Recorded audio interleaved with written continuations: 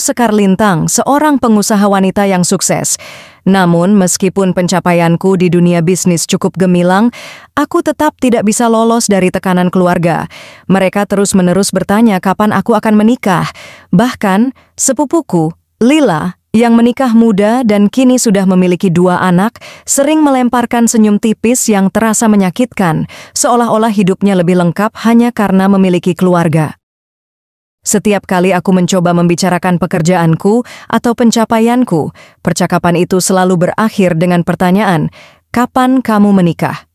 Awalnya, aku berusaha untuk tidak terpengaruh, tetapi semakin lama, aku semakin merasa tertekan.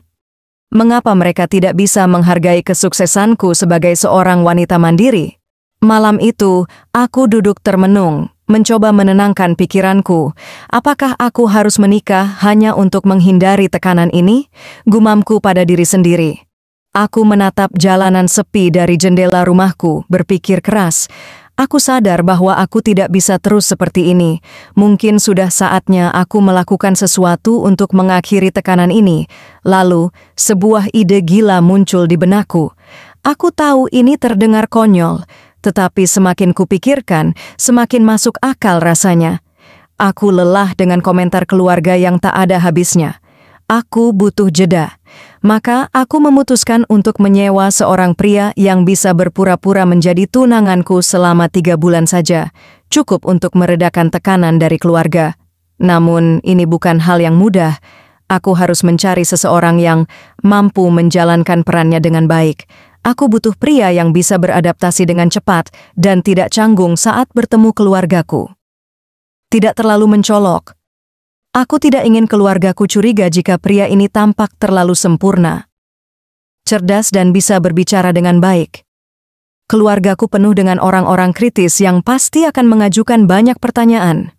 Tidak punya hubungan romantis yang bisa menjadi masalah. Aku tidak mau ada drama karena ternyata dia sudah punya pacar atau tunangan. Membutuhkan uang. Ini adalah kesepakatan bisnis, dan dia harus mengerti bahwa ini hanya sementara. Aku kemudian menghubungi seorang teman lamaku, Nad, yang bekerja di dunia perekrutan dan memiliki banyak kenalan dari berbagai latar belakang. "Kamu serius, Sekar?" tanyanya dengan nada setengah tertawa. "Ini ide tergila yang pernah kudengar darimu." "Aku tahu ini gila," jawabku sambil menghela napas. "Tapi aku tidak tahan lagi dengan tekanan keluarga." Nad terdiam beberapa saat, lalu berkata, "Baiklah, aku akan coba cari seseorang yang cocok. Tapi kamu yakin ingin melakukan ini? Apa kamu siap dengan segala konsekuensinya?" Aku mengangguk meskipun dia tidak bisa melihatku. "Aku siap. Hanya 3 bulan saja. Setelah itu, aku bisa memberi alasan apapun untuk mengakhiri pertunangan palsu ini." Nad masih terdengar ragu, tetapi akhirnya setuju untuk membantuku. "Oke, aku akan lihat-lihat. Mungkin aku punya seseorang yang cocok untuk peran ini." Nad masih terdengar ragu, tetapi akhirnya setuju untuk membantuku. "Oke, aku akan lihat-lihat. Mungkin aku punya seseorang yang cocok untuk peran ini." Aku mengakhiri panggilan dengan perasaan campur aduk. Sebagian diriku merasa ini keputusan yang bodoh, tetapi di sisi lain, aku merasa ini satu-satunya cara agar aku bisa bebas dari tekanan keluarga, setidaknya untuk sementara waktu. Aku tidak tahu apa yang akan terjadi setelah ini, tapi satu hal yang pasti, hidupku akan berubah drastis dalam waktu dekat. Nad memberikan beberapa nama pria yang mungkin cocok untuk peran ini, tetapi tak ada satupun yang benar-benar meyakinkan. Sebagian terlalu mencolok, sementara yang lain terasa kurang meyakinkan. Aku hampir menyerah, sampai akhirnya Nad menyebut satu nama terakhir. "Dia mungkin bukan tipe yang kamu bayangkan, Sekar, tapi dia pria yang bertanggung jawab dan profesional," kata Nad. "Namanya Rama Wijaya." Aku bertemu Rama di sebuah kafe kecil di pinggiran kota. Ia duduk di sana dengan santai, mengenakan kemeja denim lengan panjang yang digulung hingga siku dan celana jeans gelap.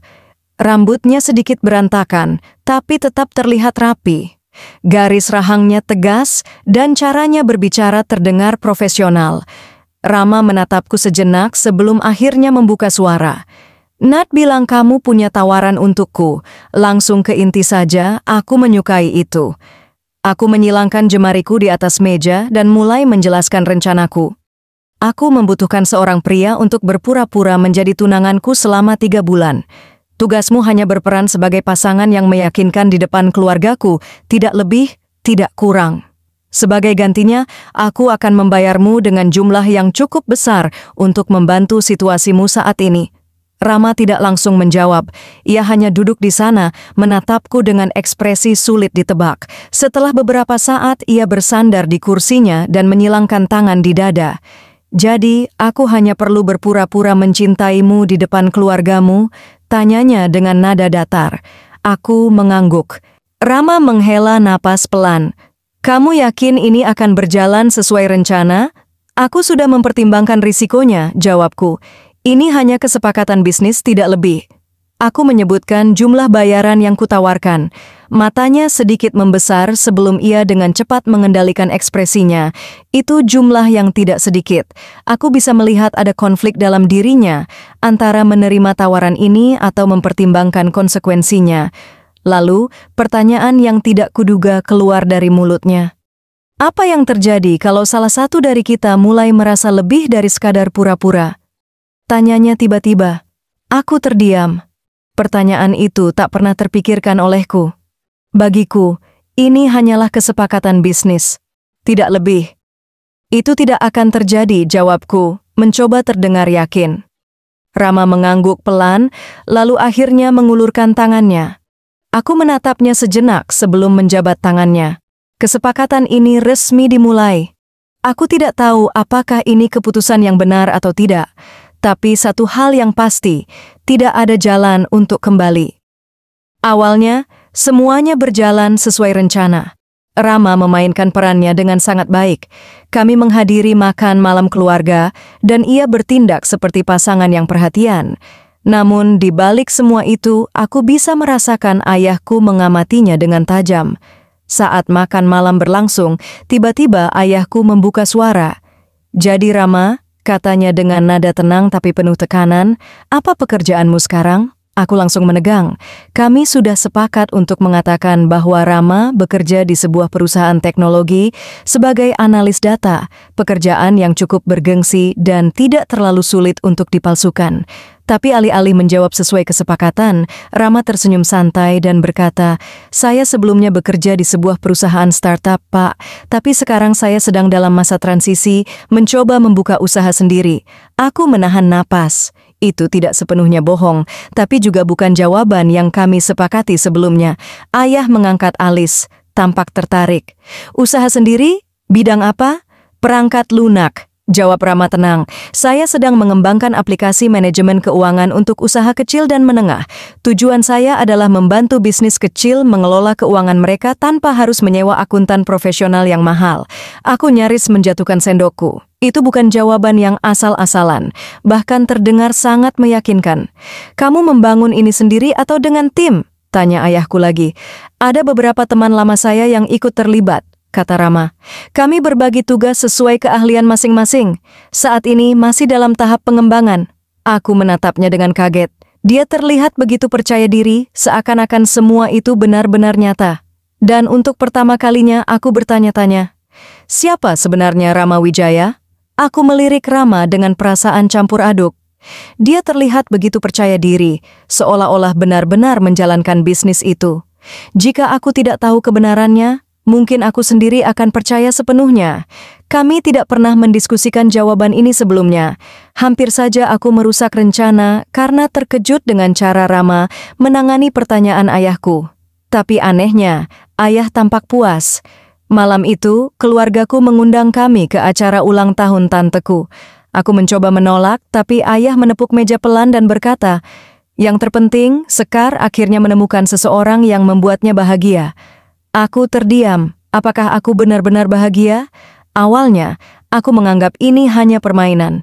Tapi seiring berjalannya waktu, di tengah semua kepura-puraan ini, aku mulai menyadari sesuatu. Rama tidak hanya sekadar memainkan perannya. Ada saat-saat ketika aku menangkap tatapan tulus di matanya. Ketika genggamannya terasa lebih nyata dari sekadar akting. Aku tahu ini bukan bagian dari kesepakatan kami. tapi aku juga tidak bisa mengabaikan perasaan yang perlahan tumbuh. Di acara ulang tahun tanteku, keluarga besarku berkumpul seperti biasa. Topik tentang aku dan Rama menjadi pembicaraan hangat. Saya mengerti kenapa Sekar begitu fokus pada kariernya, kata Rama, menatapku dengan cara yang membuat jantungku berdetak lebih cepat. Dia wanita yang luar biasa, ambisius, cerdas, dan mandiri. Tapi saya merasa beruntung bisa menjadi bagian dari hidupnya sekarang. Aku hampir lupa bahwa ini hanya kebohongan. Kata-kata Rama terdengar begitu tulus, seolah-olah dia benar-benar mengagumiku, seolah-olah aku memang wanita spesial di matanya. Dan untuk pertama kalinya, aku berharap semua ini bukan sekadar sandiwara. Setelah acara itu, aku mulai mempertanyakan semuanya. Apakah Rama hanya berakting, atau dia benar-benar mulai merasa sesuatu? Malam itu, aku dan Rama duduk berdua di balkon apartemenku. Udara terasa dingin, tapi pikiranku terasa lebih kacau daripada cuaca malam itu. Rama, panggilku pelan. Dia menoleh, menatapku dengan tatapan yang sulit ditebak. Apa ini hanya pura-pura bagimu? Tanyaku, hampir berbisik. Rama terdiam cukup lama sebelum akhirnya menjawab, aku tidak tahu. Sekar, kadang, aku berharap ini bukan hanya pura-pura. Aku tersentak, itu jawaban yang tidak aku duga. Dan untuk pertama kalinya, aku sadar, aku pun merasakan hal yang sama. Kami terus menjalani kesepakatan ini, tetapi semakin sulit bagiku untuk menepis perasaan yang muncul setiap kali Rama menatapku atau menggenggam tanganku. Aku tahu ini seharusnya hanya kesepakatan bisnis. Tidak boleh ada perasaan, tidak boleh ada keterlibatan emosi. Tapi bagaimana jika kenyataan berkata lain? Suatu hari, saat makan malam keluarga, sepupuku, Robi, tiba-tiba melontarkan pertanyaan yang terasa seperti jebakan. Kalian pertama kali bertemu di seminar bisnis kan? Tanyanya sambil mengaduk jus jeruknya dengan santai. Iya, jawab Rama dengan nada yang sudah disiapkan sebelumnya. Robi tersenyum kecil. Menarik. Aku coba cari tahu seminar yang Sekar hadiri tahun lalu, dan anehnya, aku tidak menemukan namamu di daftar peserta manapun. Aku merasakan napasku tercekat. Aku ingin menjawab, tapi sebelum sempat mengatakan apapun, Robi sudah menatapku dengan curiga. Aku tahu saat itu, kebohongan ini tidak akan bertahan lebih lama lagi. Dan yang lebih parah, aku tidak tahu apakah aku masih ingin ini tetap menjadi kebohongan, atau menjadi sesuatu yang nyata. Aku menegang saat mendengar suara itu. Aku menoleh dan melihatnya berdiri di sana, Angga, mantan kekasihku. Seperti deja vu yang tidak kuinginkan, kehadirannya langsung mengganggu ketenanganku. Apa kabar? Tanyanya santai, menarik kursi di depanku tanpa menunggu izin. Aku menghela napas, mencoba tetap tenang. Baik, kamu sendiri? Dia tersenyum tipis. Baik juga, aku dengar kamu sudah punya tunangan. Genggamanku pada gelas kopi mengerat. Aku bisa merasakan tatapan Angga menilai reaksiku, seolah mencoba mencari celah. Dia seseorang yang bisa menjagamu, atau hanya seseorang yang kamu pakai untuk menghindari tekanan keluargamu. Aku terdiam. Dia tidak punya bukti, tapi dia tahu ada sesuatu yang tidak beres. Aku langsung menghubungi Rama dan menceritakan semuanya. Kami bertemu di apartemenku dan aku bisa melihat rahangnya mengeras saat mendengar nama Angga. Jadi dia kembali? Tanyanya dengan ekspresi dingin. Aku mengangguk, masih merasa gelisah. Dan bukan hanya dia. Robi juga mulai curiga. Dia mencari seminar bisnis yang katanya kita hadiri, tapi tidak menemukan namamu di daftar peserta. Rama menghela napas panjang, menyandarkan tubuhnya ke sofa. Sekar, kita sudah sejauh ini. Aku tidak ingin dia tahu yang sebenarnya. Robi tidak akan berhenti sampai dia menemukan jawabannya, kataku khawatir. Rama menatapku lekat. Maka kita harus lebih hati-hati. Aku ingin percaya padanya. Tapi di dalam hati, aku tahu waktu kami semakin sedikit. Beberapa hari kemudian, ayah memanggilku ke ruang kerjanya. Wajahnya serius, dan aku bisa merasakan bahwa dia akan mengatakan sesuatu yang tidak ingin ku dengar. Sekar, katanya menatapku tajam. Aku ingin pernikahan ini dipercepat. Aku menegang.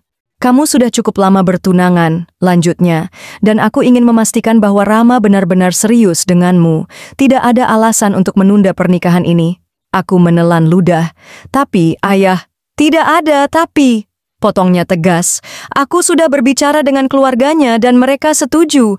Kami akan mengadakan pernikahan dalam 2 bulan. Jantungku berdegup kencang. Aku tidak bisa menolak. Maka aku harus menerima konsekuensi dari kebohongan ini. Aku harus menikah dengan pria yang sebenarnya tidak kucintai.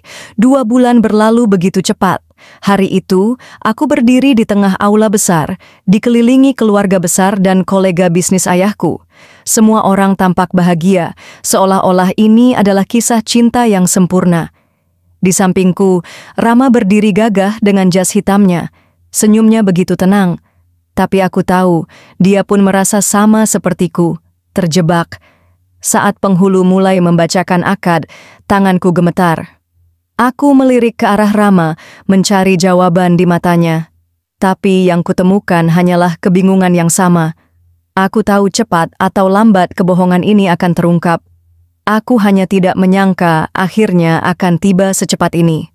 Malam itu, setelah semua tamu pulang dan aula pernikahan sepi, ketukan keras terdengar di pintu. Aku dan Rama saling menoleh, saling bertukar pandang sebelum akhirnya Rama berdiri untuk membukanya. Di depan kami, ayah berdiri dengan wajah tegang. Matanya penuh dengan sesuatu yang sulit dijelaskan, amarah, kekecewaan. Aku ingin kalian menjelaskan ini. Aku menahan napas. Aku terlalu fokus pada bagaimana kebohongan ini mempengaruhi hidupku, sampai aku lupa bahwa Rama juga memiliki keluarga, orang-orang yang benar-benar mengharapkan kebahagiaannya. Apa yang kalian pikirkan? Tanya ayah dengan suara lelah. Apakah kebohongan ini lebih penting daripada hidup kalian sendiri? Aku menggigit bibir, tidak mampu menjawab. Rama mengepalkan tangannya, lalu akhirnya berbicara. Pak, saya tahu apa yang kami lakukan salah, katanya pelan. Tapi sejak awal, aku menatapnya, berharap dia akan memberikan jawaban yang bisa menyelamatkan kami. Tapi semua sudah terlambat. Tidak ada lagi kepura-puraan. Tidak ada lagi kebohongan yang bisa kami pertahankan. Aku hanya bisa duduk diam, menatap gelapnya malam dari jendela kamar kami. Apa yang akan kita lakukan sekarang? Suaraku akhirnya pecah. Rama tidak langsung menjawab. Ia menghela napas pelan sebelum berbalik menatapku. Aku pikir ini sudah saatnya kita mengakhiri semuanya, Skar. Aku menatap jemariku yang bergetar di pangkuanku. Jadi ini benar-benar berakhir. Ada kepahitan yang tidak bisa kuingkari, meski aku tahu ini yang terbaik. Ayah, aku lelah. Suaraku bergetar saat akhirnya aku mengumpulkan keberanian untuk berbicara. Aku lelah dengan tekanan untuk menikah. Aku ingin semua orang berhenti menilai kebahagiaanku hanya dari pernikahan. Aku ingin kalian melihatku lebih dari sekadar wanita yang harus menikah demi dianggap berhasil.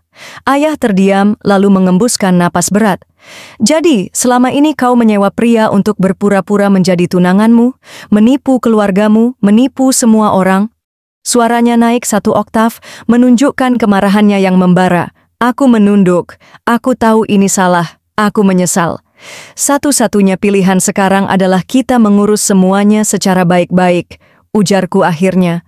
Rama menatapku lama sebelum berbisik pelan. Kamu tahu satu hal? Aku mendongak, menatapnya dengan penuh tanya. Meskipun semua ini dimulai sebagai kebohongan, ada saat-saat di mana aku berharap itu nyata. Dadaku terasa sesak. Kami saling menatap, seolah mencari jawaban di mata masing-masing. Tapi akhirnya, Rama hanya tersenyum tipis sebelum meraih kopernya. Hari-hari berlalu penuh keheningan dan perasaan sepi yang tak terelakkan. Aku merasa seperti seorang aktor yang kehilangan peran, berusaha keras meyakinkan dunia bahwa aku baik-baik saja, meski hatiku hampa. Aku bertanya-tanya, apakah Rama merasakan hal yang sama? Apakah baginya perpisahan ini adalah luka? Ataukah ini justru kebebasan dari kebohongan yang terlalu lama kami pertahankan? Aku ingin menyangkal perasaanku, tapi ada satu hal yang tidak bisa kupungkiri. Aku merindukan Rama. Setelah perpisahan itu, aku mencoba melanjutkan hidup seperti biasa. Tapi tetap saja, ada sesuatu yang hilang. Lalu, di suatu sore yang sepi, di antara secangkir kopi yang hampir dingin, aku menyadari sesuatu.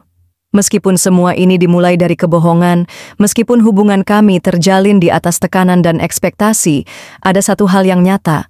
perasaan kami. Pengakuan di hadapan keluarga ayah menatapku tajam. Apa yang ingin kamu sampaikan, Sekar? Aku menarik napas dalam, berusaha menenangkan diriku. Ayah, ibu, aku tahu aku telah membuat keputusan yang salah. Aku tahu kebohongan ini tidak hanya merusak hubungan kita, tetapi juga hubungan keluarga kita dengan Rama, kataku dengan suara lirih. Ibu menatapku dengan mata penuh kekecewaan. Lalu, apa yang ingin kamu katakan sekarang? Aku melirik kursi kosong di sampingku, berharap Rama ada di sana. Aku ingin dia mendengar ini. Aku ingin memperbaiki semuanya, lanjutku. Suasana menjadi sunyi, ketegangan memenuhi ruangan. Akhirnya, ayah menghela napas panjang dan menatapku dengan lebih lembut. Kami tidak bisa mengubah apa yang sudah terjadi, Sekar. Tapi jika kamu merasa ini keputusan yang benar, kami tidak akan menahanmu. Kami hanya ingin kamu bahagia, meskipun itu tidak selalu sesuai dengan harapan kami. Aku menatap ayah, terharu. Terima kasih, ayah. Terima kasih telah memahami. Ibu menundukkan kepala, mencoba menahan air mata. Kami hanya ingin yang terbaik untukmu, nak. Kami akan mendukungmu. Aku mengangguk, merasakan kehangatan yang sudah lama hilang. Yang terpenting, sekarang aku dan Rama memiliki kesempatan untuk membangun sesuatu yang lebih dari sebelumnya. Tanpa kebohongan, tanpa tekanan, hanya dengan kejujuran dan perasaan yang sebenarnya. Aku tidak tahu apa yang akan terjadi selanjutnya, tapi yang aku tahu, kali ini aku tidak akan membiarkan segalanya berlalu begitu saja.